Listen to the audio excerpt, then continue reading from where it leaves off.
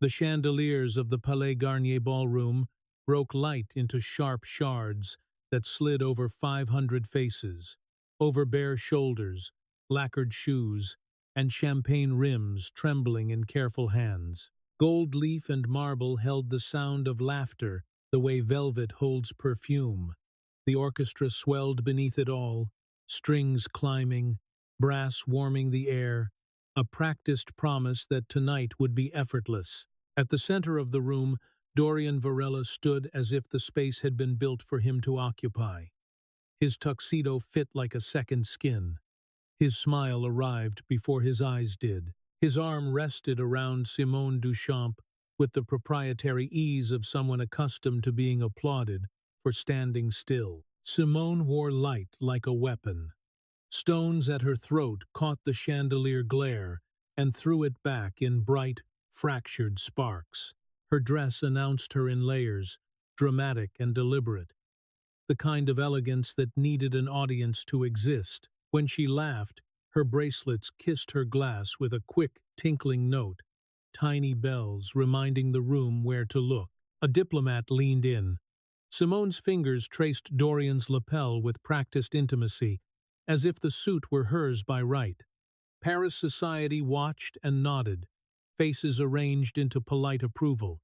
A beautiful lie carried on perfect posture. Dorian's gaze moved in slow arcs, taking inventory. He spoke with easy warmth, a line here, a compliment there, collecting micro-smiles like receipts. Every gesture said he belonged at the center. Then the music stopped, not a graceful diminuendo, not a polite pause. It died mid-note, a string cut clean.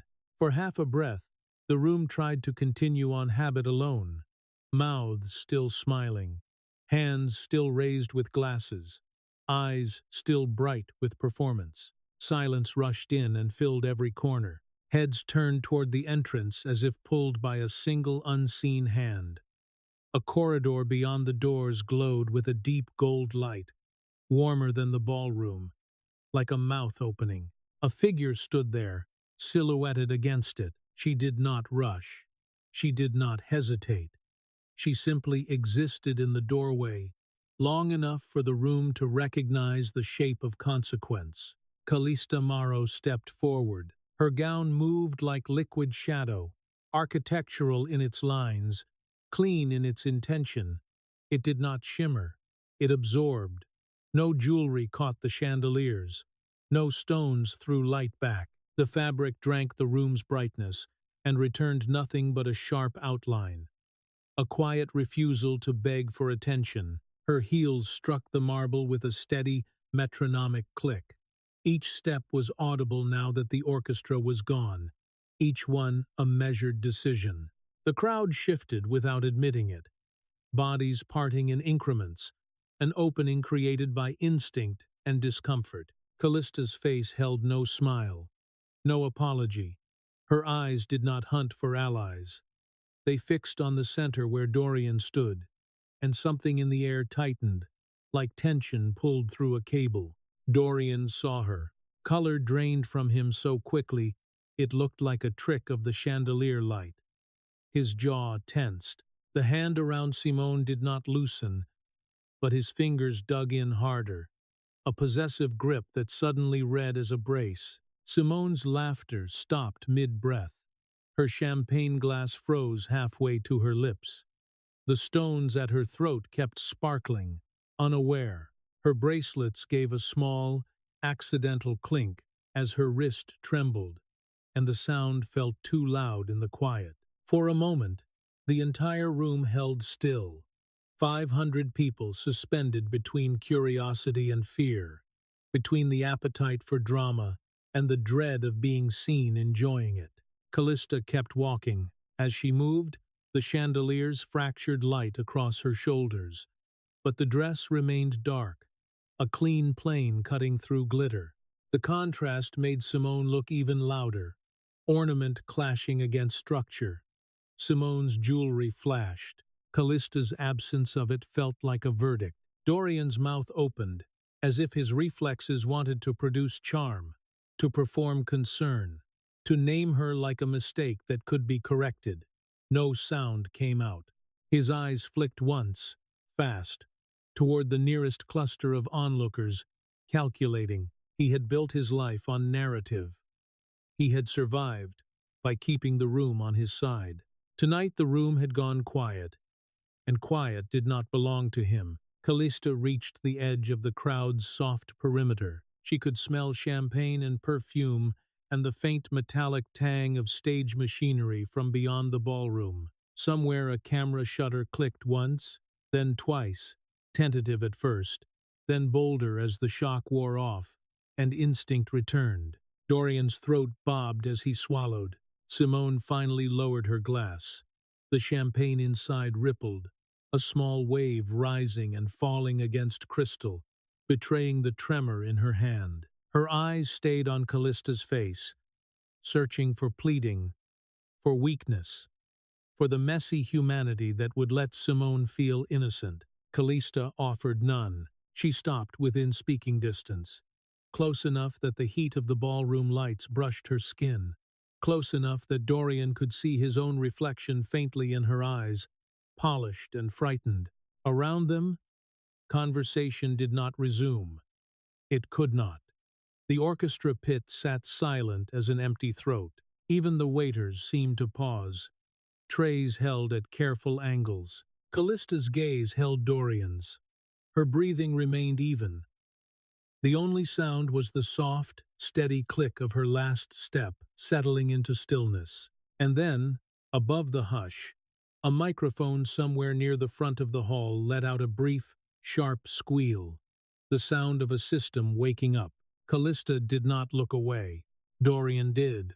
Just for a fraction of a second, his eyes snapped toward the source, toward the stage, toward the tools of public attention. When he looked back, Kalista was still there, unmoving. If justice stories are your thing, hit subscribe. We dive in now. Kalista let the silence do its work.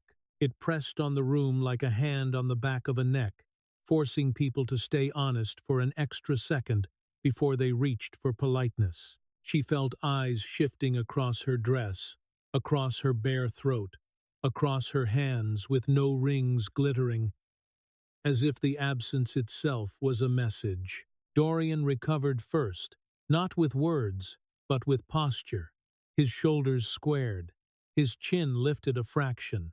The old reflex tried to return, the habit of turning any room into a stage. "Kalista," he said at last, soft enough to sound humane, loud enough to be heard. Simone's fingers tightened on his sleeve. Her bracelets made a small, nervous chime, quickly stilled. Kalista did not answer. She glanced past them, not rudely, simply as if they were not the only structures in the room worth noting. The ballroom's gold leaf gleamed under chandeliers that did not care who was married to whom. Marble held temperature like memory. A faint draft slid from the corridor, carrying the dust-dry scent of backstage machinery. Her clutch sat against her palm like a brick. Inside, paper edges cut the lining slightly, a quiet bite of proof against satin. When her thumb shifted, it grazed the raised imprint of a stamp, ridged ink pressed into cellulose. That texture steadied her more than any pep talk ever could. Philip Marin, director of the Restoration Committee, stood near the front, half turned toward the stage as if he'd been caught between duties. His face held the strained politeness of someone who knew a room was about to become history and did not yet know which kind. A waiter drifted by too slowly, tray hovering. Kalista took a champagne flute without looking at the server. The glass was cold, condensation slicking her fingertips. The tiny bubbles climbed in frantic lines, desperate to look celebratory. She lifted the flute in a small, clean motion toward Dorian, a gesture that could be read as greeting, as warning, as nothing at all. The crowd's attention sharpened as if someone had turned a lens. Dorian's smile twitched into place. "I didn't think you'd come." Callista's gaze stayed level. "Why wouldn't I?" The words landed without heat. No accusation, no tremble. It was the tone of someone stating a structural fact. Simone found her voice. "This is a charity gala," she said, thinly, "not a courtroom." Kalista looked at Simone's throat, at the stones catching chandelier light, then back to Simone's eyes. "Then it should be easy," she said, and let the sentence end there, unfinished in a way that made Simone blink. A small laugh rippled somewhere and died quickly when no one joined it. Dorian leaned in slightly, lowering his voice as if intimacy could make this manageable. "We can talk somewhere else." Callista's fingers rotated the champagne flute by a quarter turn. The glass squeaked faintly against her nail. "We're already talking," she said. Her eyes flicked toward the microphone stand near the front, where staff hovered like they were waiting for a cue. "And you always preferred an audience." Dorian's jaw tightened. He glanced around again, measuring faces. He could feel the room the way a performer feels a stage. The pockets of attention, the angles of sympathy, the places where narrative could be planted. Kalista watched that instinct surface, and recognized it with an almost clinical calm. It was why he had survived for as long as he had. It was also why he would fail. Charm was a facade. Facades only mattered when no one checked the load-bearing walls. She shifted her clutch under her arm. The paper inside pressed against her ribs. She could feel the outline of a folded receipt through fabric, the stiff corner of an envelope, the slight grit where ink had dried. Proof should never feel romantic. Proof should feel like paper and pressure. The microphone squealed again, shorter this time, followed by a dull pop as the system settled. The sound drew heads forward, away from the triangle forming at the center of the ballroom. Philip stepped up, one hand smoothing the front of his jacket like he could iron out the tension with his palm. A staff member leaned in to adjust the mic height. Philip tested it with a breath, and the speakers breathed back, amplifying the smallest exhale. Kalista let her attention drift toward the stage, not because she needed saving, but because she understood timing. She had spent her life designing sequences, tension, release, reinforcement. In buildings and in rooms, you did not force a load all at once. You let it settle. You let the structure reveal what it could hold. Dorian took the opportunity to regain ground. "You've made your point," he murmured, more firmly now, as if speaking to a difficult client. "Don't do this here." Kalista turned her head just enough to meet his eyes. The champagne in her flute stilled. Her hand did not. "You did this here," she said. "You did it in newspapers, in panels, in rooms like this." The words were still clean, still restrained, but something in the way she said newspapers made Simone flinch, as if she'd tasted ink. Dorian's smile flattened. He tried again, softer. "Kalista." Her thumb slid along the inside seam of her clutch and found the stamp imprint again. The ridges were sharp, indisputable, not memory, not emotion. A mark that said, "At this time, on this date, this happened." Dorian didn't know what she carried. He didn't know what had been pulled from backups. He didn't know what had been printed, stamped, logged, and boxed into a chain no lawyer could hand-wave away. Callista's mouth barely moved as she spoke, the words for him alone, a small crack in the polished surface. "You should enjoy tonight," she said. "It's the last time it belongs to you." Philip's voice rose over the speakers, bright and formal. "Welcome to the Palais Garnier Annual Gala." The room turned toward the stage in one smooth motion, like a flock pivoting. Applause began, polite and automatic, a reflex trained into elegant wrists. Kalista remained still, champagne cooling her fingers, clutch pressing proof against her palm. The building hummed underfoot with hidden supports and invisible calculations, and in the same way, The night began to hum with something else beneath the surface. One sentence sat in the air behind her ribs, cold and clear, waiting for its moment.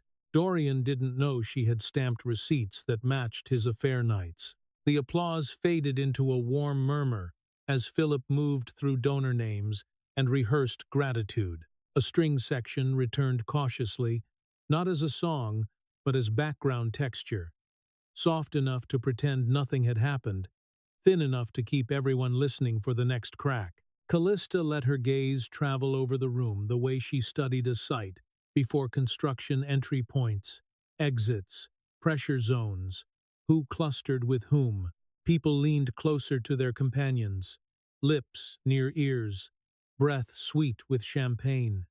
They were whispering already, not about love, about power. She felt Dorian's eyes on her like a spotlight that couldn't decide whether to admire or expose. Simone stayed close to him, angled outward, as if her body could block whatever Kalista carried. Kalista held her expression steady until Philip's voice softened into transition. "Before we begin tonight's program," he said, "a few acknowledgements." Her phone vibrated once against the inside of her clutch. A quick, insect-like buzz, not long enough to draw attention, long enough to tighten her spine. She didn't pull the phone out yet. She just shifted her grip and felt it again. Paper edges, the ridged stamp impression, and the hard rectangle of the device trembling against her palm. Another vibration. 2 in a row. The screen lit faintly through the clutch's gap, a pale rectangle bleeding light into black fabric. A name appeared and disappeared in the reflection on the flute's curve. Marguerite Beaufort. Kalista angled her body slightly away from the crowd, a half step into the shadow of a marble column. The stone was cool against her shoulder blade, grounding her. She slipped the phone out low, beneath the line of sight of most eyes. Marguerite's message was short, brutal in its efficiency. "Call me the moment you can. We have the timeline and the receipts." Callista's throat tightened on a breath that refused to become a sigh. She let the phone drop back into her clutch and listened to the room again. Laughter floated. A glass clinked, the chandelier light broke, and reassembled across faces that had already decided what they wanted the story to be. She turned her head and caught a reflection of herself in a gilded mirror, paneled dark dress, bare throat, eyes too steady to be safe. For a moment she saw the woman she had been months ago. Sleeves rolled up, hair pinned back with a pencil, blueprints spread like a battlefield. She remembered how the office smelled when the sun moved across the floor. Ink, paper, coffee, gone cold. The memory slid into place like a gear. The day the manila envelope arrived, it had been so ordinary she almost didn't open it. The atelier windows had framed the Eiffel Tower like a postcard she'd stopped noticing. Her assistant's voice had carried the usual cadence of logistics. Then the USB had sat in her palm, small, light, ridiculous in its ability to detonate a life. The first video had been dated 8 months earlier. L'Amrazi, the restaurant Dorian used for client dinners. The angle had suggested distance, but the focus had been merciless. Dorian's hand covering another woman's, their heads close as if they shared a private climate. She had watched without making a sound. One file after another, betrayal organized like an archive. Gallery openings, the Seine at night, a doorway in the Marais. And then, 3 weeks ago, the ring. Not a proposal caught on film. Just a flash of metal on the woman's finger when she lifted her hand to his face. A small circle that meant planning, commitment, future. Kalista had replayed that frame until her eyes burned. Not because she needed proof of the affair, proof was cheap, because she wanted to understand the scale of his contempt. She had learned the answer later. Not from the videos, but from numbers. The unknown message had arrived that night. "There's more you need to know. Check your firm's accounts." He's been planning this longer than you think. She had pulled up their business banking with hands that didn't feel like her own. The screen had glowed cold in the dark office. At first it looked like normal noise, small transfers, routine fees. Then the pattern had emerged slowly. Then, all at once, like a crack forming in glass. Retainer payments to a law firm specializing in dissolutions. Consulting fees to an accounting company that evaluated partnership assets. Withdrawals that aligned with dates he claimed were meetings, as if he'd been leaving breadcrumbs for his own escape. She had stared at the totals until the digits blurred. It wasn't just that he'd betrayed her. Kalista's nails had bitten into her own palm as she scrolled. Each line item felt like a hand slipping something from her pocket while smiling to her face. A clean theft. A theft that expected her to be too busy to notice. In the ballroom now, she tasted that same metallic edge behind her teeth. The bitterness wasn't emotional, it was chemical. The body's response to realizing it had been used as a foundation for someone else's facade. Philip's voice continued, smooth as varnish. Our donors, our board members, those who keep this institution alive. A staff member near the stage adjusted a monitor. The screen flickered with the gala's program schedule. A tidy list of names. Kalista watched the letters shift and settle. She wondered which names in the room were held up by other people's invisible work, which reputations were already hollow. Her phone buzzed again. This time, it was a call. Marguerite. Persistent. Insistent. Kalista waited until a swell of applause covered movement, then slipped out along the edge of the crowd, past clusters of evening gowns and tuxedos, past a waiter whose tray smelled faintly of citrus zest and expensive alcohol. She moved toward a side corridor where the marble gave way to quieter carpet, and the air cooled by a few degrees. The corridor was lined with framed photographs of Garnier's restoration, scaffolding, exposed beams, workers in hard hats dwarfed by gilded ceilings. The images smelled faintly of old varnish and dust. Kalista paused beneath one of them, an overhead shot of the main hall, with the ceiling opened like a wound. She answered the call. Marguerite, she said, voice low. You're at the gala, Marguerite replied, and Kalista could hear the cigarette smoke in her tone even over the line. Good. Stay calm. Listen. Kalista leaned her shoulder against the wall. The frame's glass was cool beside her cheek. We pulled the records you flagged, Marguerite continued. It's not just retainers. It's coordinated. He paid for valuation, dissolution strategy, and this is the part that matters, charges that match his affair nights. Kalista's eyes slid to the photo in front of her. Workers bracing beams with temporary supports, hands in gloves, metal clamps biting into steel. Everything in her wanted that kind of certainty now. Clamp, brace, hold. How clean is it? Kalista asked. As clean as you want it, Marguerite said. Itemized. Dates, times, vendor names, hotel, restaurant, gift purchase through the firm account. He labeled them client meetings. Kalista closed her eyes for 1 second, just long enough to feel the weight of it in her chest. Not grief, pressure. Print it, Kalista said. It's already printing, Marguerite replied. And we're not just printing, we're stamping. If you want a chain, we make a chain. You understand? Kalista opened her eyes. Down the corridor, a door to backstage stood slightly ajar. From inside, she could hear the low hum of electrical systems, a steady, mechanical breathing.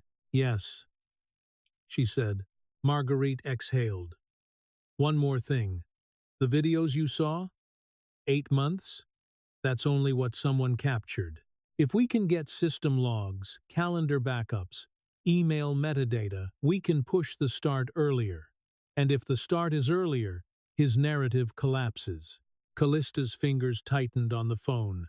He's built his story around neglect. Exactly. So we build ours around timestamps, Marguerite said. Call me when you leave the gala.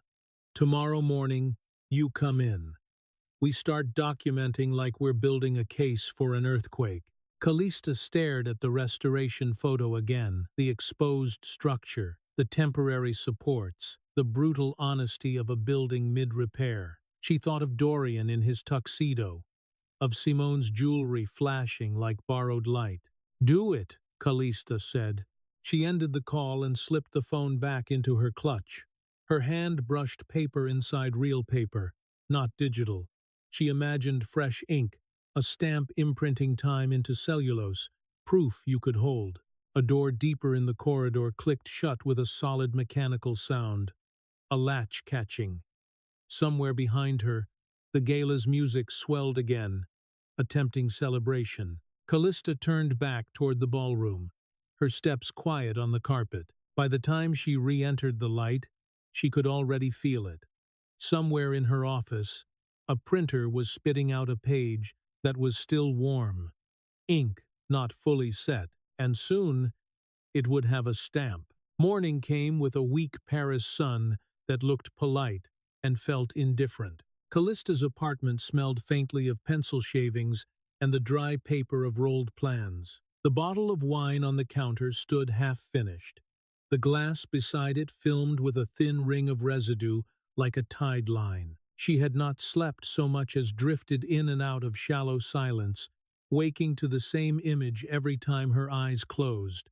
Dorian's face, when the room went quiet, Simone's glittering throat suddenly too bright. She kept her routine anyway. Routine was armor. A kettle clicked off in the kitchen. The sound was small, domestic, almost insulting. She poured coffee and watched the dark stream coil into the cup like ink. It smelled bitter before she even lifted it. Le Figaro lay on the table, delivered like a daily verdict. She unfolded it with hands that did not shake until she saw the headline. Not front page, not politics, lifestyle section, where reputations were turned into entertainment. Architecture's golden couple splits. Dorian Varela opens up about life after love. A photograph. Dorian, on a cafe terrace, sunlight turning his profile into something soft and sympathetic. Simone sat beside him, positioned close enough to imply intimacy, far enough to look tasteful. Her hand rested on his forearm, a gentle claim. The caption used the word companion, as if language could launder betrayal. Kalista read the first paragraph and felt her chest hollow. The end of a marriage is never easy, Varela says, stirring espresso like he's thinking about sorrow. Kalista and I built something extraordinary together. But somewhere along the way, we forgot to build a life. The words were clean, crafted. They slid into place with the ease of a man who had rehearsed them in mirrors. Callista's mouth went dry. She took a sip of coffee and it tasted like ash anyway, so the dryness didn't matter. She kept reading, each sentence tightening the wire around her throat. Brilliance can be consuming. She poured everything into perfection. There wasn't much left over for us. Her hand curled around the cup too hard. Ceramic creaked. She didn't notice until the crack sounded sharp. Brief. Final. The cup split. Coffee spilled across the table in a dark bloom, soaking the edge of the newspaper. The porcelain broke into two clean halves. Then another piece fell away. Then another, as if the thing had been waiting for permission to come apart. The fragments glittered in the sun like teeth. Kalista stared at them, breath shallow. Her mind, trained to build, immediately catalogued what had happened. Stress, concentration, microfractures. A failure you don't see until it's irreversible. Her phone lit up. Messages stacked one after another, buzzing against the tabletop like trapped insects. Did you see this? I'm so sorry. Do you want to respond? Her mother's name flashed, calling. Her sister followed.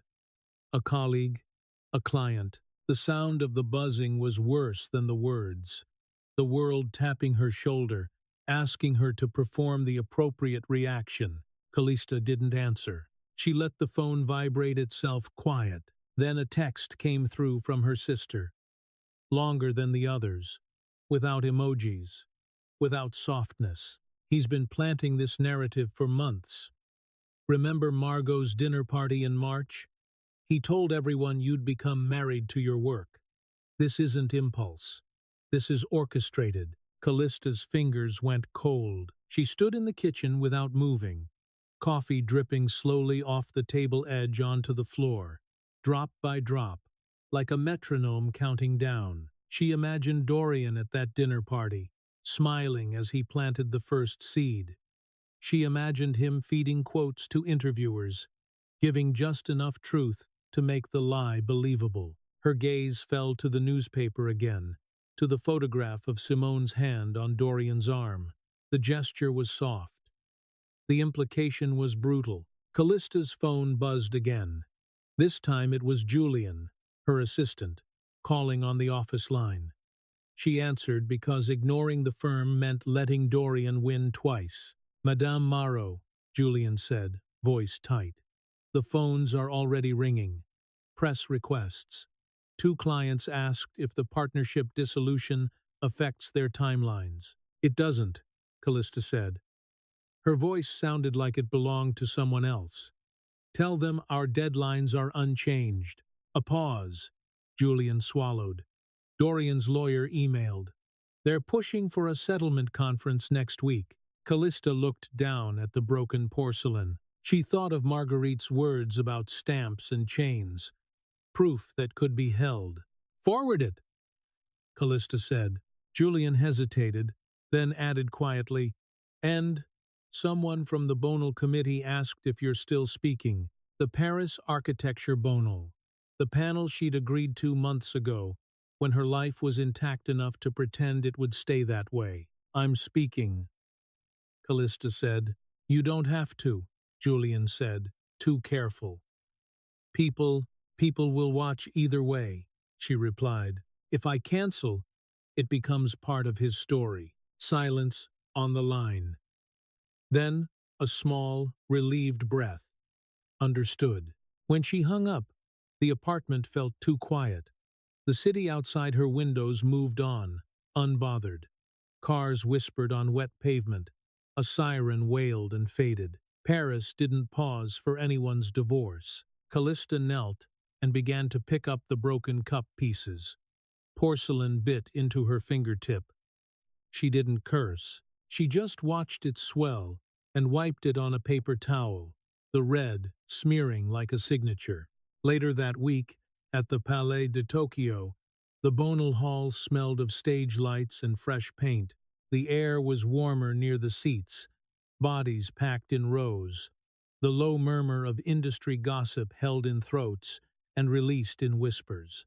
Kalista walked onto the stage under a clean wash of white light. The microphone waited, at mouth height, black and indifferent.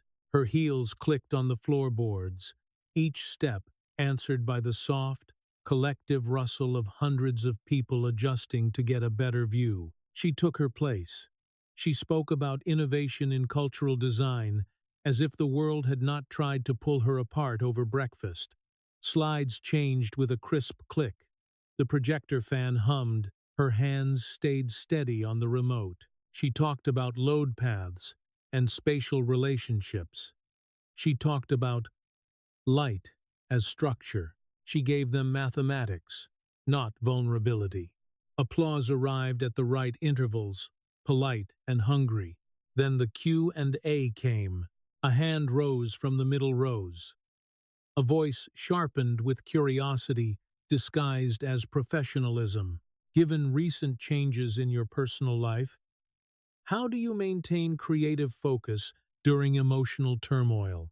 The room held its breath. Kalista looked out over faces tilted toward her, waiting for a crack. She could smell perfume and paper, and the faint metallic edge of the mic. She felt the heat of the lights on her cheekbones. She answered with calm precision. Architecture requires absolute presence, she said. When you calculate stress loads, there's no room for distraction. Personal difficulties are irrelevant to structural integrity. A few people laughed softly, not sure if they were allowed. The building doesn't care about your marriage, she continued. It cares whether the mathematics are correct. Applause, louder this time, tinged with relief. She gave them competence because tears were what they'd paid for. She stepped off the stage into the corridor behind the hall, the air cooler, the sound duller. Her hands started shaking only after the door closed behind her. She made it to the restroom before her breath turned ragged. She locked herself into a stall, pressed her back to the wall, and stared at the floor tiles until the tremor passed. Not because she missed Dorian, because she could feel the weight of his narrative settling onto her like dust. When she emerged, she washed her hands slowly. Water ran over her knuckles, clear and cold, carrying away the last of the shake. She looked up into the mirror, impeccable, composed, hollowed out. Her phone buzzed in her pocket. A message from Marguerite. Dorian's team is pushing for settlement conference next week.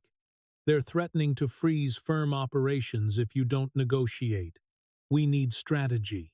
Another message from a former colleague. Word is, he's telling people he ran the business side. He's claiming credit for every commission. Protect yourself. Kalista stared at the screen until the letters blurred, then refocused. Narrative mattered. Data mattered more, but only if someone saw it. She put the phone away and stepped back into the corridor. Simone was there, waiting as if she belonged in the space between Kalista's work and her exit. Her expression was gentle in the way a knife can be gentle when it slides in clean. Kalista, Simone said softly. Don't, Kalista replied, the word sharp enough to cut the air. Simone blinked, then recovered. I never meant for anyone to get hurt. Kalista's eyes moved to Simone's hands. No tremor now, perfect nails. A ring, glinting like a rumor. People make choices, Kalista said. You both made yours. Simone's mouth tightened. You're cold. Kalista held her gaze. I'm present. For the first time, Simone's composure faltered. A flicker, barely there, as if she'd expected rage and found something worse. A woman refusing to play the part written for her. Kalista stepped around her, heels clicking on the corridor floor. Outside, the evening air tasted faintly of rain and exhaust. The city lights began their nightly performance, indifferent and perfect. Kalista walked into it with her shoulders squared, not because she felt strong, but because she understood the rule now. If she didn't build her own story, someone else would draft it in ink that never washed out. The conference room overlooked the Seine, as if the river were there to remind everyone that time kept moving, no matter what people decided to cut in half. Kalista arrived 15 minutes early out of habit, the kind that had won competitions and saved projects and now, she realized, made her look predictable. The glass tabletop held a faint reflection of her hands when she set her folder down. Across the water, sunlight flashed off passing cars like quick, careless signals. Marguerite Beaufort was already there. Papers were spread in precise rows, clipped stacks aligned to the table edge. Her pen tapped once, then stopped, as if she'd already spent her patience on someone else. Don't react, Marguerite said without greeting. Don't engage emotionally. This isn't marriage counseling. Kalista sat and kept her face still. The chair was leather and too soft, the kind designed to make people relax and miscalculate. The air smelled faintly of toner and expensive cologne left behind by earlier meetings. I understand, Kalista said. Marguerite's eyes narrowed. Do you? The door opened exactly on time. Dorian entered with 2 lawyers and an accountant. His hair was shorter, his jaw a little sharper, as if he'd sculpted himself into a man who deserved sympathy. He didn't look at Kalista directly. His gaze went to the skyline, to the table, to Marguerite's documents, anywhere that wasn't her eyes. His lead attorney, Claudine Mercia, moved first. She had the clean confidence of someone who enjoyed extracting things. Her smile was small and predatory, the kind that made people speak too much. "Madame Maro," Claudine said smoothly, "we believe we can reach an agreement quickly, if everyone remains reasonable." "Define reasonable," Marguerite replied, flat. Claudine slid a document across the table. The paper made a soft, dry hiss as it moved. Callista's eyes tracked the numbers before she read the words, because her brain always went to structure first. 50% of all firm assets. Intellectual property rights to designs created during the partnership. Ongoing royalties from projects completed during his tenure. A permanent percentage carved out of her future, as if the future were a building he could own a corner of. Kalista felt her pulse shift, not racing, just tightening, like a cable being pulled. "No," she said. The word landed clean. Absolute. Claudine's smile didn't move. "I'm sorry? No to the intellectual property transfer. No to ongoing royalties." Callista's voice stayed even. "Those designs are mine. He contributed client relations. I'll compensate him fairly for that contribution." Dorian finally looked at her. His eyes were bright in a way that suggested he'd rehearsed this conversation and was irritated she wasn't following the script. Claudine leaned back slightly, as if she were about to teach a lesson. "Madame Maro, partnership involves more than technical skill. Mr. Varella's business development and relationship management were essential. Without him, your designs would never have been built." There it was, the knife between the ribs, twisted with legal grace. Callista's fingers pressed lightly into the paper in front of her. The stock was thick, expensive. Dorian's world was always thick paper, glossy photographs, the illusion of permanence. "My designs won international competitions before he met a single client," she said.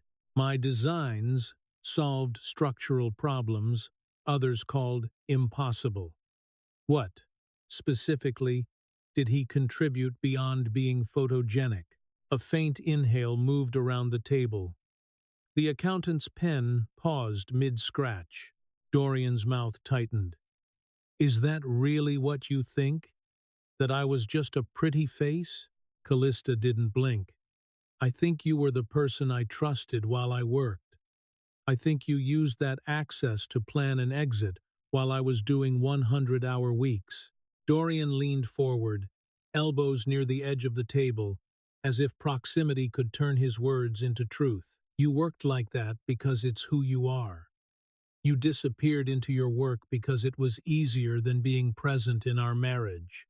Marguerite's voice cut through, sharp. "This isn't therapy. It's asset division." Claudine ignored her. She pulled out another sheet and laid it down like a weapon. "Perhaps we should discuss the emotional distress Mr. Varela experienced, the toll of being overlooked, undervalued, treated as subordinate. We believe this constitutes grounds for additional compensation." Kalista heard something inside her chest crack, not break, just split enough to let cold air in. "Emotional distress," Kalista repeated, tasting the phrase like poison. While he was having an affair, Claudine's expression softened into practiced sympathy. An affair that resulted from years of emotional neglect. Callista's jaw tightened. She felt the urge to defend herself rise like heat, to list every dinner she tried to schedule, every vacation postponed, every compromise she made, the instinct to prove she was a good wife. And then she saw it clearly. That was the trap. If she tried to prove she'd loved him correctly, she'd already lost. Claudine kept going, voice smooth. When was the last time you and Mr. Varela took a vacation?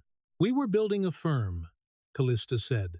When was the last time you had dinner together without discussing work? We had a partnership, Kalista replied, and heard how easily the word could be twisted. Claudine's smile sharpened. The narrative is quite clear. You sacrificed marriage for ambition. Courts are sympathetic to that. The word narrative hit Kalista like a slap, because it was true. Narrative was what Dorian sold. Narrative was what he'd been planting for months. She looked at Dorian and saw the relief behind his controlled expression. He wasn't here to be fair. He was here to win. Callista's restraint snapped with a clean sound only she could hear. Sympathetic enough to give him half of everything I built, she said, and the edge in her voice finally showed. You want half my work, half my designs, half my nights on site, fixing what contractors couldn't understand. Where was he? At galleries with Simone? Dorian pushed back his chair so hard, the legs squealed against the floor. The sound cut through the room like a blade. I won't sit here and be attacked, he said. Then leave, Kalista said, standing too, the movement sudden enough to make her chair thump the table lightly. That's what you do. Leave when someone asks you to account for yourself. Dorian's mask cracked. His voice rose, sharper now. Your work would still be sitting in a portfolio if I hadn't convinced clients to take risks on your wild ideas. You're brilliant, Kalista, but you have zero understanding of how to talk to human beings. I made you accessible. The words were aimed to humiliate, to shrink her into a stereotype. Kalista felt heat flood her face, and then, like a structural shift, her anger found a single point. You made yourself necessary, she said. Because I was necessary. I needed a partner. What I got was a parasite. The room went silent. Even Claudine paused, her pen still. Marguerite's eyes flicked toward the corner of the table, toward a small black device Kalista hadn't noticed when she walked in. A recorder, legal, quiet, hungry. Marguerite stood, controlled but hard. We're leaving. Claudine gathered her documents with deliberate precision. Then we'll proceed to court. We'll file for full dissolution, 50% of assets, royalties, emotional distress, and we will submit evidence that Madame Maro created a hostile work environment that justified Mr. Varela seeking external emotional support. Hostile work environment, Kalista repeated, disbelief bleeding into her tone. Dorian's eyes held hers. You gave me your leftovers, he said quietly, and it was the quietness that made it vicious. Whatever energy you had left after your buildings. Marguerite's hand closed on Callista's elbow, firm. Enough. They walked out into the elevator lobby. The doors opened with a soft chime.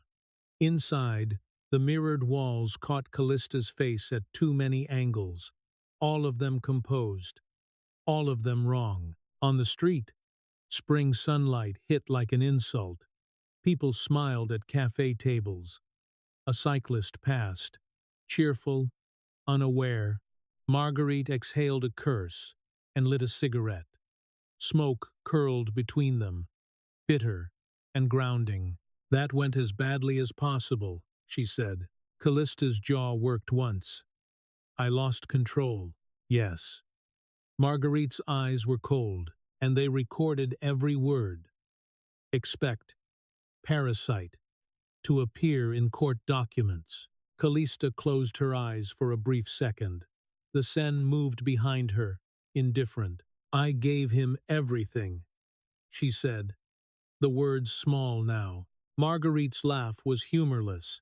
No, you gave him access to everything. There's a difference. She took a drag, then looked at Kalista like she was evaluating a structure that had just taken damage. Now you decide. Do you want to fight this legally slow, expensive? Kalista opened her eyes. What's the difference? Legal means we defend your intellectual property in court. Marguerite exhaled smoke. Painful means we destroy his reputation so thoroughly that even if he takes half, no one will work with him. The cigarette ember glowed, then dimmed. A car horn sounded somewhere down the street. Impatient, Kalista stared at the water beyond the buildings, at the way sunlight flashed off it like broken glass. Who does painful? She asked. Marguerite's mouth curved into something close to a smile. Ever heard of Zafira Lauron? Zafira Lauron's address sat in an old arrondissement where the buildings looked like they'd been standing long enough to collect secrets in their stonework.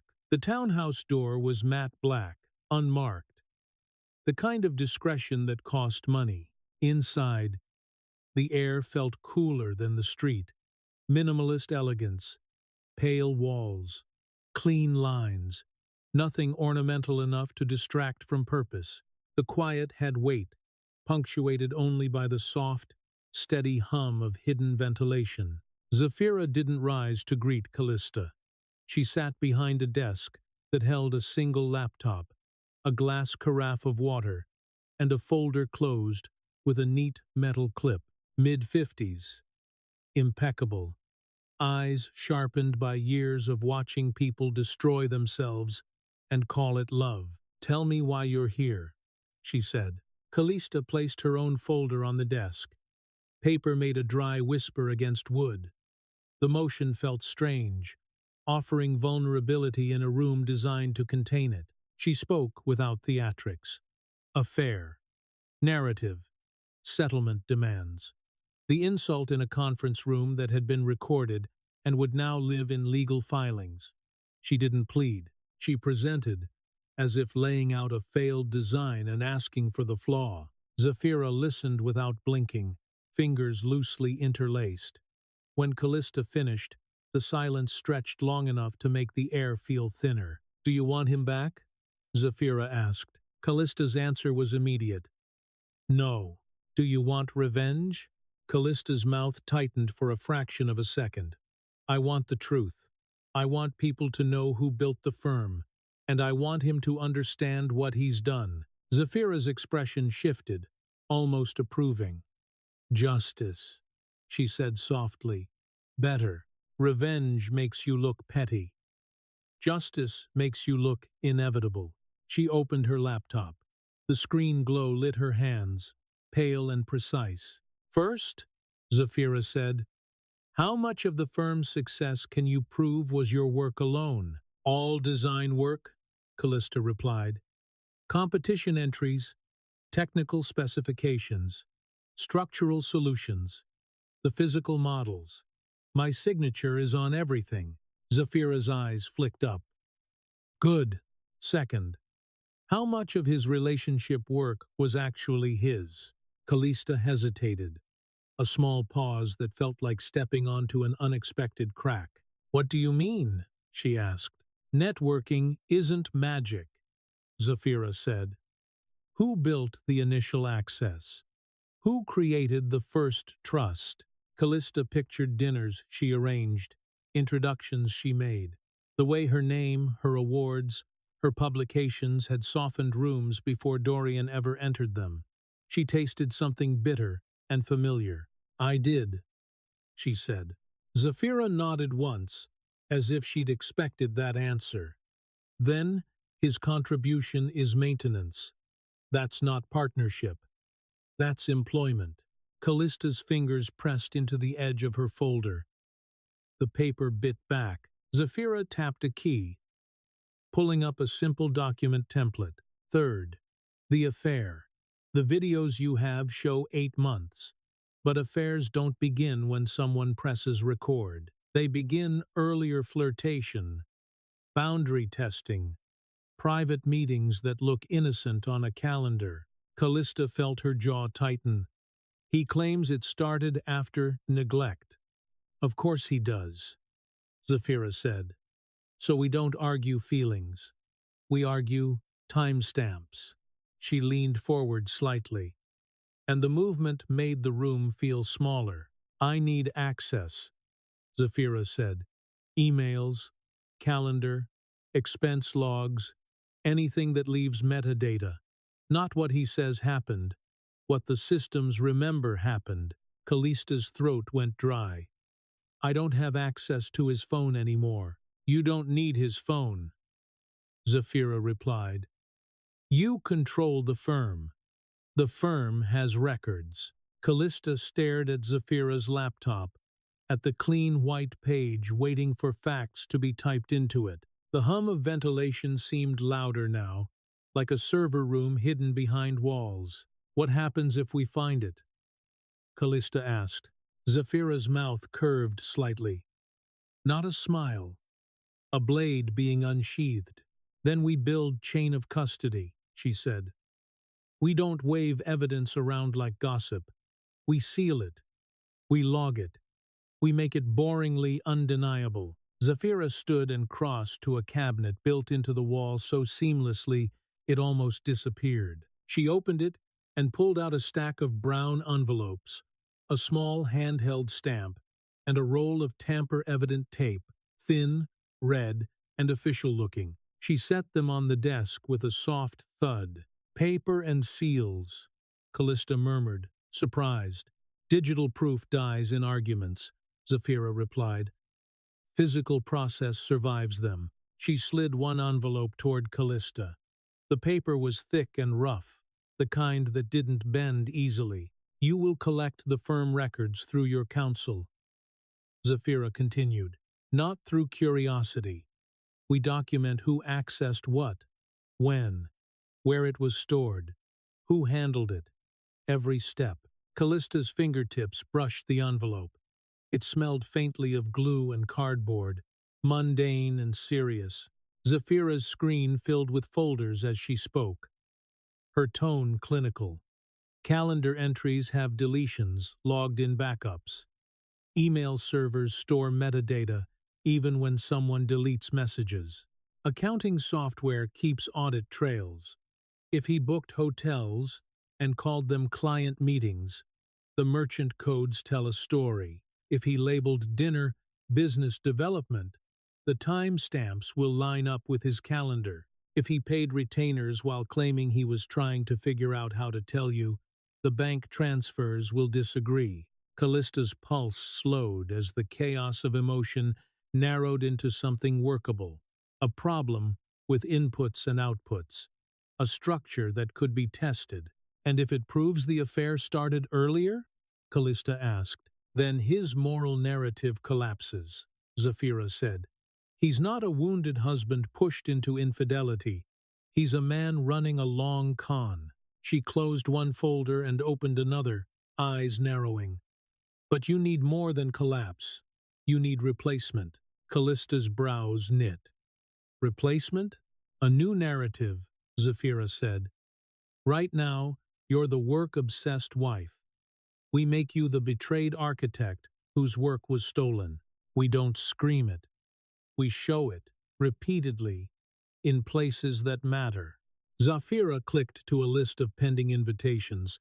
Architecture magazines, lecture requests, conference panels, a TED-style talk, all marked declined.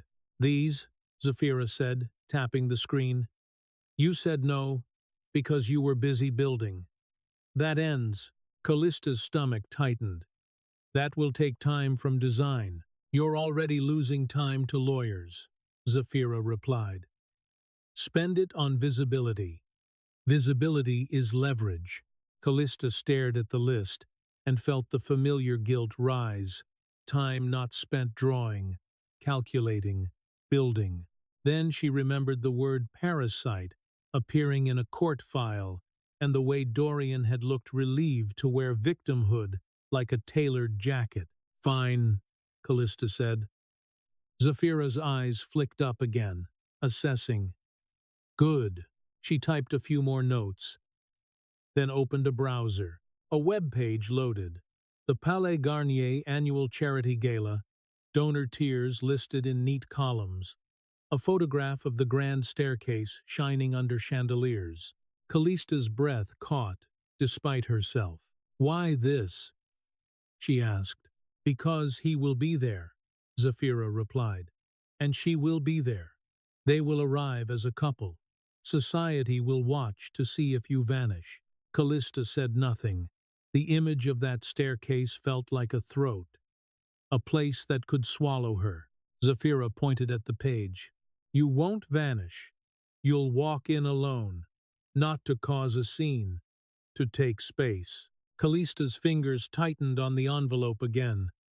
The paper edge pressed into her skin, grounding. And one more thing, Zafira added, scrolling to an archival page about Garnier's restoration committee. Kalista saw her own name in the records, buried in a PDF list of consultants. She remembered the calculations she'd done late at night, the way the main hall's load path had required a solution no one wanted to sign off on until she did. Zafira's gaze sharpened. You were never publicly credited for the structural solution that prevented collapse in the main hall, she said. Kalista swallowed. It was advisory. It was essential, Zafira corrected. And I have your original reports.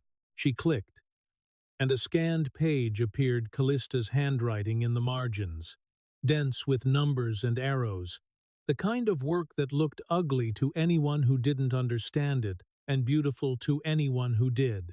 Zafira leaned back, voice quiet but certain. We are going to correct the record. On a microphone. In the building you helped keep standing. Kalista felt something in her chest settle. Not peace. A foundation being poured. She reached for her clutch, pulled out her phone, and typed a single message to Julian. Tomorrow, I need full IT access logs and accounting audit trails. Secure them. Her thumb hovered for a second, then pressed send. The phone gave a soft, definitive click. Zafira watched her, then slid the tamper-evident tape closer. Welcome to the boring part, she said. It's the part that wins. Kalista looked at the tape, at the stamp, at the envelope waiting to be sealed, and for the first time since the conference room, she felt something other than humiliation. Control. The first interview request arrived at 7:43 in the morning, stamped urgent by an assistant who had learned that urgency was how you got access to Kalista Maro. She stood in the atelier kitchen with her sleeves rolled just past her wrists, the smell of coffee sharp and dark, and watched the email subject line glow on her phone. Architectural Digest wanted a profile, not the firm, not the couple. She didn't reply immediately. She walked to her drafting table instead. A new project folder lay open. Tokyo Museum. Preliminary Concepts. The paper was thick enough to hold graphite without bleeding. She set a straight edge along the margin and drew a single line, clean and firm. The pencil made a soft rasp, a sound that always calmed her because it meant something was becoming real. Julian hovered near the doorway with a tablet, eyes rimmed with tiredness from weeks of crisis management. They're calling again, he said carefully. Press. Conference organizers. A university wants you to keynote. Day. Kalista kept her pencil moving. Tell them yes, she said. Julian blinked. All of them? Yes, Kalista replied, and the word felt strange on her tongue. For years, no had been her default. No protected her time. No preserved the work. No had let Dorian stand in front of cameras and translate her silence into his story. She made a second line, intersecting the first, at an angle that suggested lift, not weight. The cantilever began to exist. On the tablet, Julian's inbox filled with new messages like rain hitting glass. He scrolled, lips parting. There's also our IT lead, says the audit trails are secured. Accounting locked the exports. They're in a sealed folder, access logged. Good, Kalista said, and felt the quiet relief of process. Tamper evident. Boring. Winning. 2 days later, she stood on a small stage at her alma mater, in front of a whiteboard dusted with chalk. The lecture hall smelled of warm bodies and old wood. The microphone on the podium carried a faint metallic tang when she leaned close enough to speak. The room was packed with students and professors, and a few journalists who tried to look like they belonged. Their phones sat ready in their hands, screens dimmed but alert. Kalista didn't offer them a confession. She offered them work. She snapped the cap off a marker and drew a simple beam diagram first, the kind that made undergraduates relax. Then she added load arrows, then moment notations, then the first constraint that made the problem impossible. The marker squeaked slightly against the board. She could feel eyes narrowing as they followed. "This is what people call ambitious," she said, voice steady. "It's just mathematics with courage." She moved into the Tokyo cantilever concept without naming it as anything dramatic. She sketched the overhang and the hidden support strategy. A student in the second row leaned forward so quickly his chair legs scraped the floor. Kalista tapped the board with the marker tip. "If you don't understand where the force goes, you're designing a collapse." She wrote a sequence of calculations down the margin, compact and ugly, the kind of handwriting that showed speed and certainty. Chalk dust floated in the stage light like pale smoke. Her fingertips smudged gray. A student raised a hand, voice shaky with excitement. "Who usually checks this in your firm?" Kalista paused just long enough for the room to lean in. "I do," she said. "I always have." The quiet that followed wasn't pity. It was recognition. After the lecture, a young designer approached with a notebook held to her chest like a shield. "Madame Maro," she began, then swallowed. "In the articles they say—" Kalista looked at the girl's tight grip on the notebook, the whitened knuckles. She recognized herself in that posture. "They say many things," she replied. The girl's voice lowered.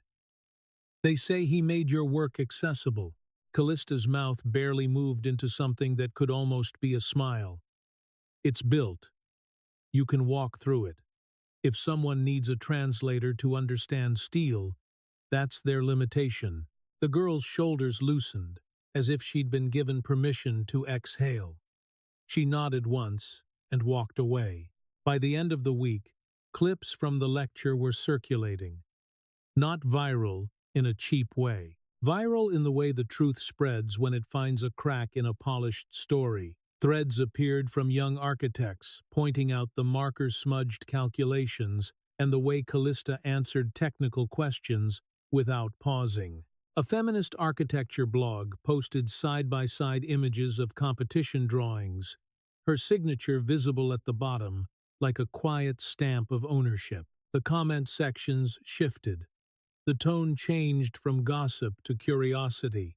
A trade publication pulled an old interview of Dorian's and quoted a line he'd once said casually, "Kalista is the genius. I translate." People started reposting it with different emphasis. The words suddenly less charming, more incriminating. The firm phones didn't stop ringing, but the calls changed. Clients didn't ask if the firm would survive. They asked if Kalista was available to lead their next project personally. A museum board requested a pitch. A city committee asked her to advise on a restoration. She gave interviews on her own terms. No tears, no mentions of Dorian. She spoke about design, about women being credited for what they built, about how the public loved a face and ignored a hand. Her hands were always on screen now, chalk-dusted fingers, graphite smudges on the side of her palm, a ruler aligned with a page, the scratch of pencil, the click of a projector remote, the crisp, audible snap of a binder closing on printed drawings with only her name. Every sound was proof. On Friday afternoon, a courier delivered an envelope to the atelier. Thick paper, legal letterhead, a cease and desist. Julian brought it in as if it might explode. "They're claiming you're damaging his reputation," he said, voice tight. Kalista took the envelope and slid a finger under the seal. The paper tore with a soft rip that felt satisfying.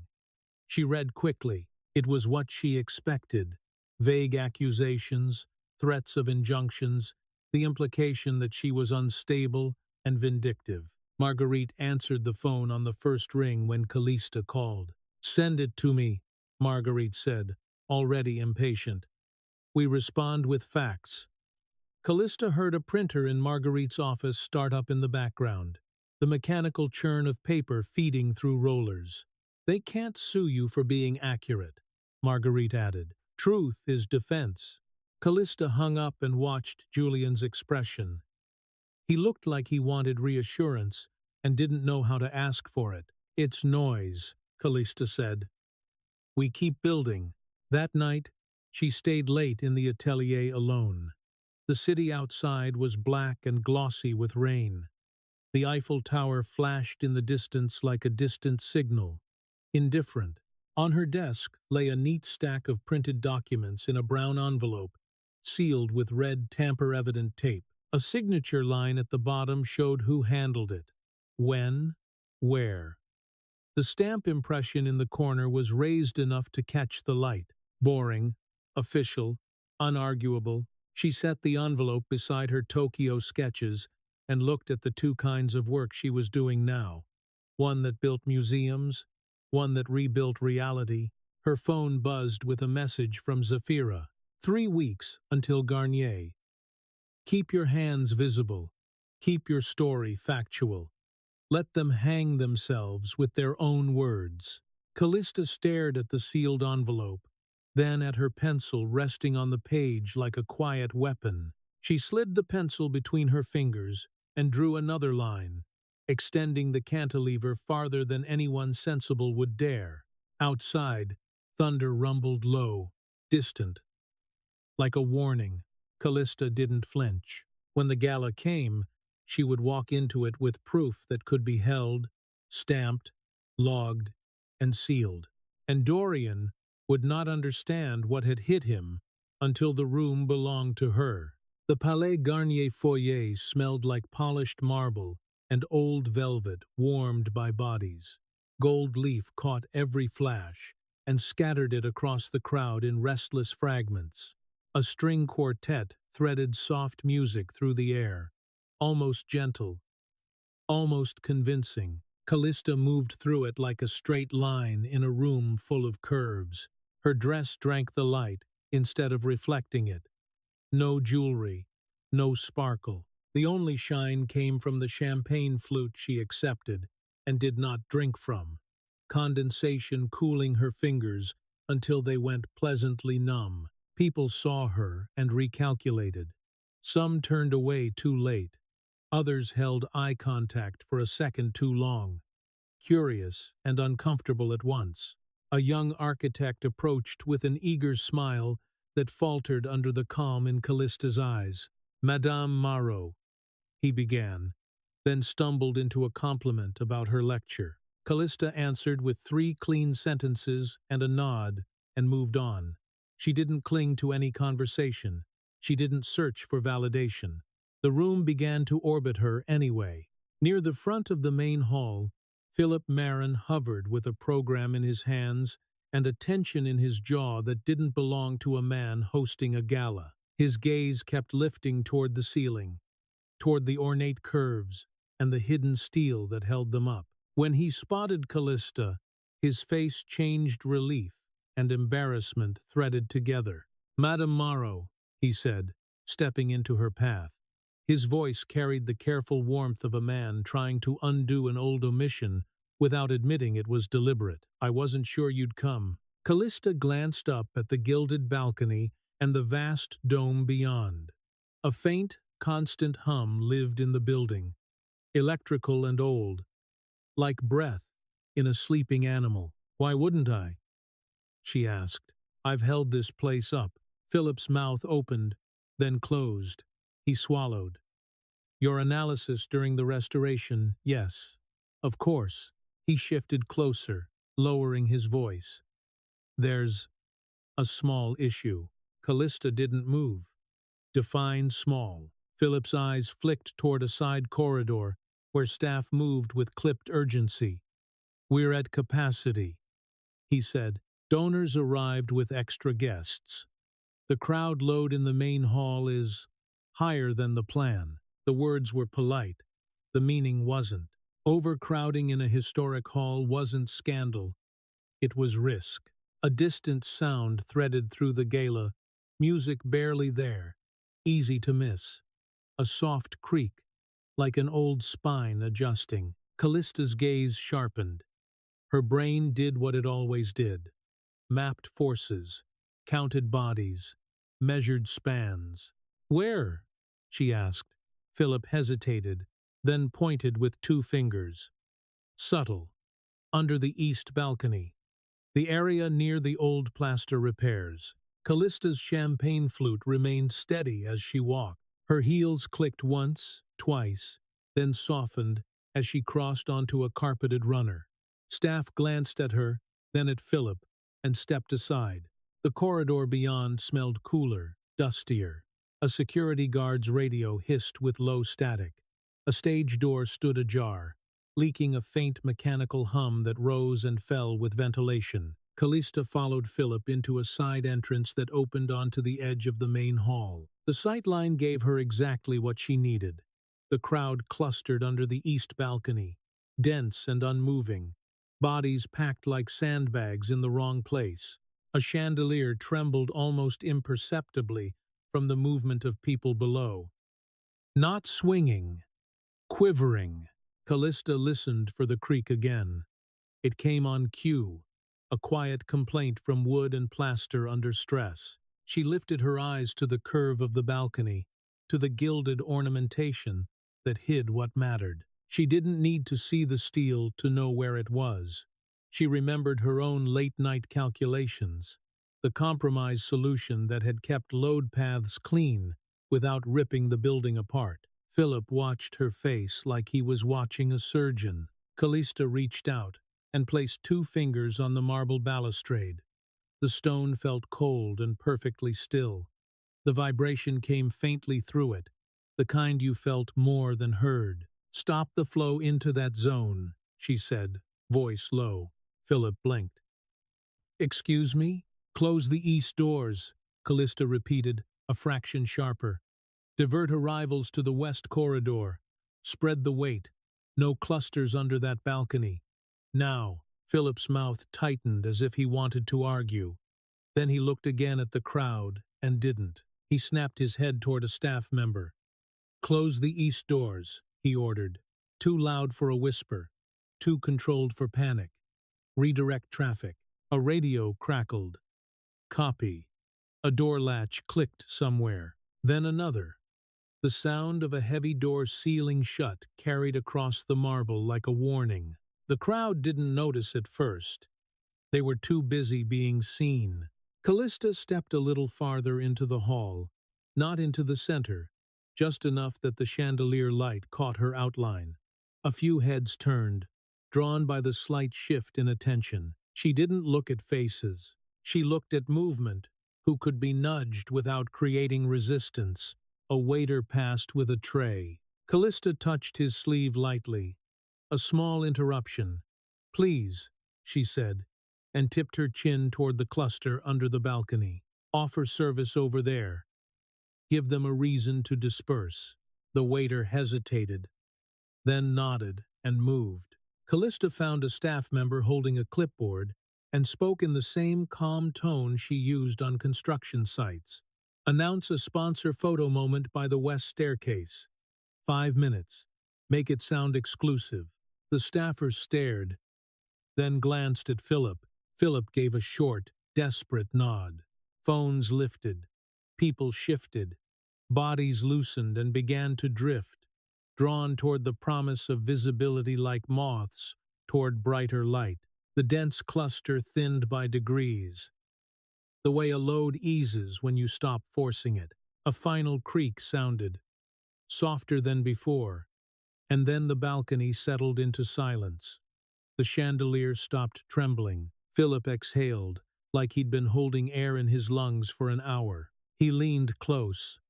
voice raw with relief. "You just prevented an incident," Kalista said. "Barely." Philip's eyes were wide now, not with guilt, but with something closer to awe.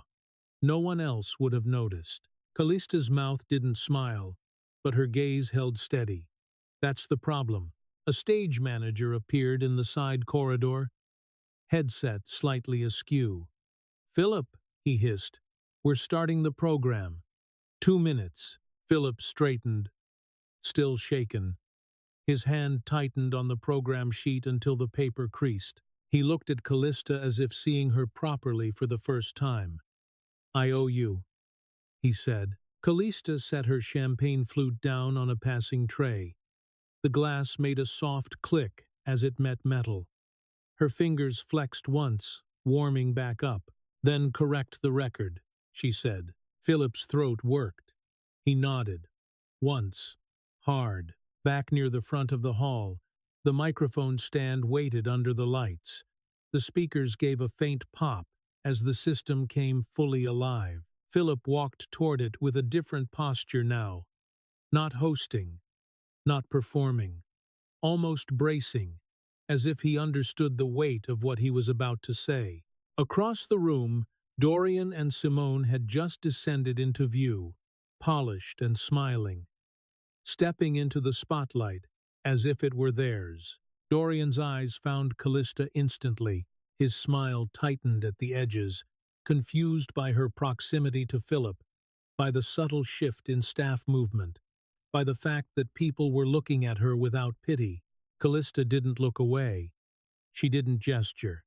She simply stood, still as a column, and watched the room settle around a new center of gravity. Philip stepped to the microphone. The first word echoed through the hall, amplified and impossible to ignore. "Welcome."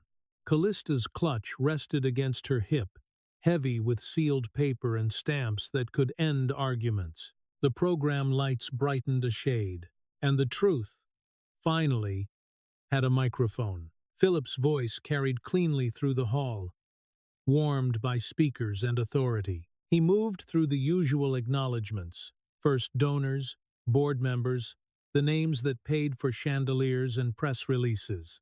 Polite applause rose and fell on cue. The crowd relaxed just enough to forget that something had almost gone wrong. Then Philip paused. A pause at a microphone was never empty. It was a hand raised for silence. His fingers tightened around the program sheet. The paper creased audibly. He glanced toward the east balcony once, a reflex, then straightened as if he'd decided not to apologize with his eyes. "I also want to correct an oversight," he said. The room's murmur thinned. A few phones lifted higher. "During the restoration 3 years ago, we publicly credited our engineering firm for the structural solution that prevented failure in the main hall," Philip continued, and the words landed like a door closing. That credit was incomplete. Kalista felt the air change. Not louder, sharper.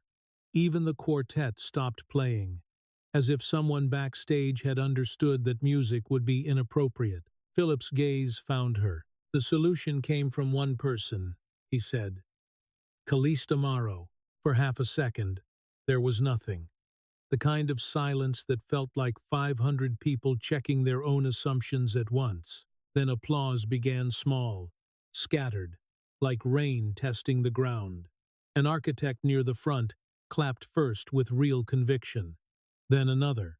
Then a wave, building quickly as comprehension spread. The building they stood in had been saved by the woman they'd been watching, like entertainment. Kalista stood when Philip asked. She didn't smile, she didn't bow. She simply rose, spine straight, chin level, and let the room see her as a professional fact. Camera shutters snapped. A phone flash fired too bright, then dimmed. She could hear her own breath, steady and unperforming. Across the hall, Dorian's face drained, not with rage worse, with a sudden lack of footing. His expression flickered as if his brain were trying to run old scripts and finding them useless. Simone's hand tightened on his arm. Her jewelry glittered aggressively, loud against the new tone in the room. She didn't clap. She couldn't. Applause wasn't for her, Philip continued, voice firm. Her calculations and support strategy kept this hall standing. I encourage anyone interested in the process to speak with her tonight. It is a master class in problem solving. The applause rose again, and this time it felt less like politeness and more like correction. Kalista sat down slowly. The chair felt firmer now, as if the room itself had changed density. People nearby leaned in with questions, eyes bright with respect that had nothing to do with divorce. How did you? Someone began. What was the constraint? Another asked. Kalista answered briefly, cleanly, the way she always did. A few words, a gesture with her fingers, tracing an invisible load path in the air, the soft scrape of someone's pen on a notepad, the little beep of a phone recording. The program moved on, but the room didn't return to what it had been. Kalista could feel it the way you felt a building settle after a correction slight. Irreversible. She moved through conversations with practiced ease, not charm, competence. Her hands stayed visible as Zafira had instructed, lifting a glass, pointing to a detail in a photograph, accepting a business card. A journalist asked for an interview, voice careful, as if they sensed the story had shifted away from scandal into something more dangerous. Credit. Dorian waited.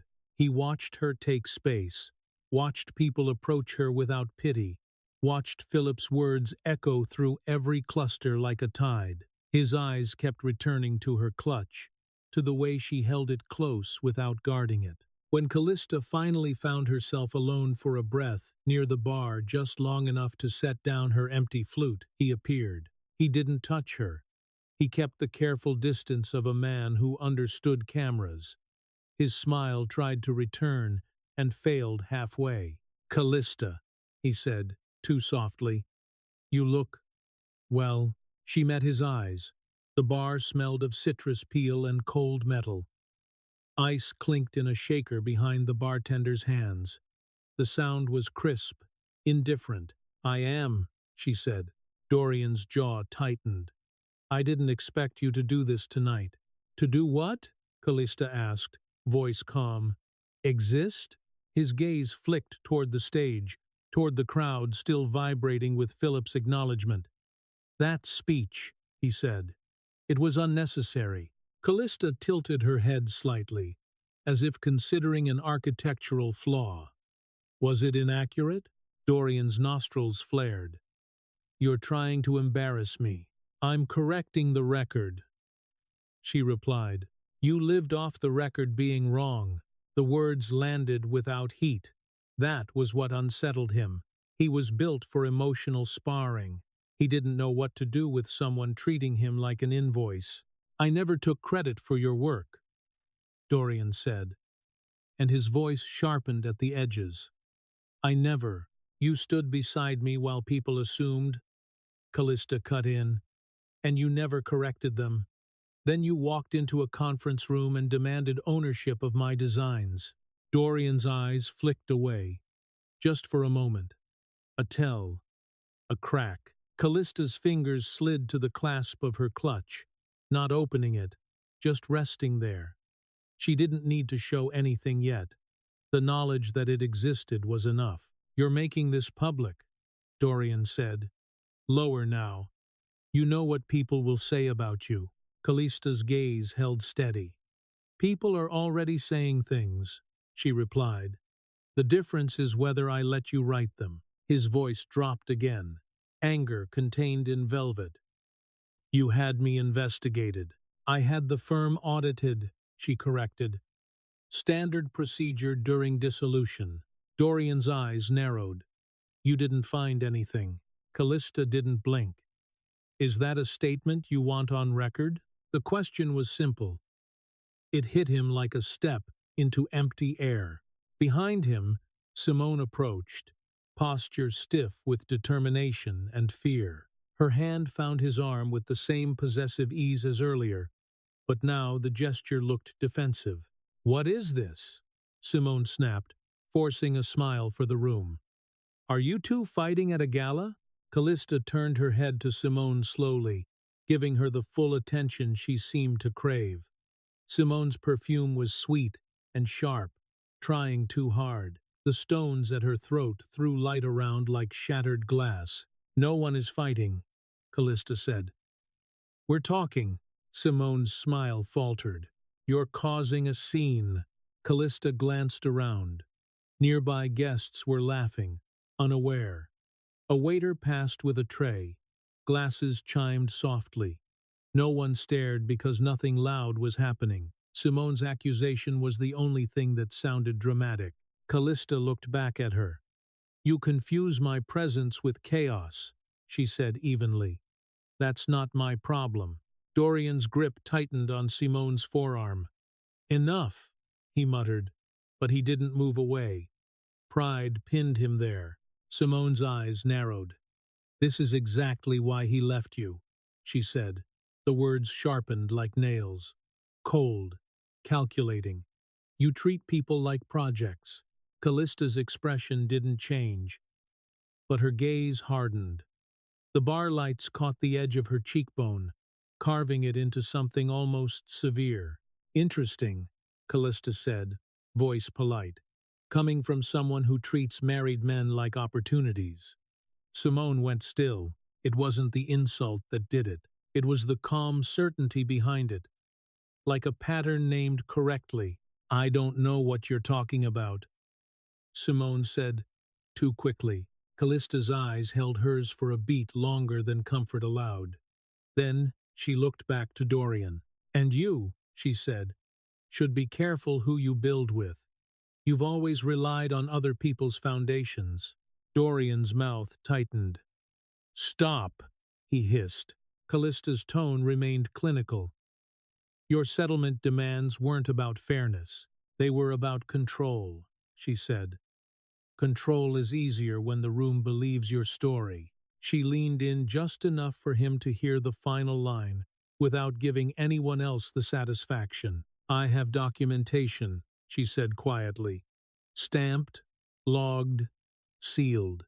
Dorian's eyes widened a fraction. The performer in him tried to recover, but the fear underneath showed through the polish. Simone felt it too. Her fingers loosened on his sleeve as if suddenly afraid it might burn her. Dorian grabbed her arm more firmly. "We're leaving," he said, and the words came out clipped, not like a man choosing, but like a man retreating. Simone's jewelry chimed as she stumbled a half step. Her face had gone pale beneath carefully applied makeup. As they turned away, Kalista didn't follow. She didn't raise her voice. She didn't call after them. She simply watched them retreat into the crowd that no longer centered them. A journalist approached Kalista almost immediately, eyes bright. "Madame Maro," he began, "about the restoration." Kalista answered the question. She let the conversation continue. She let the room keep moving forward without Dorian. Outside, the night waited, cool and clean, the city indifferent. Inside, the shift remained.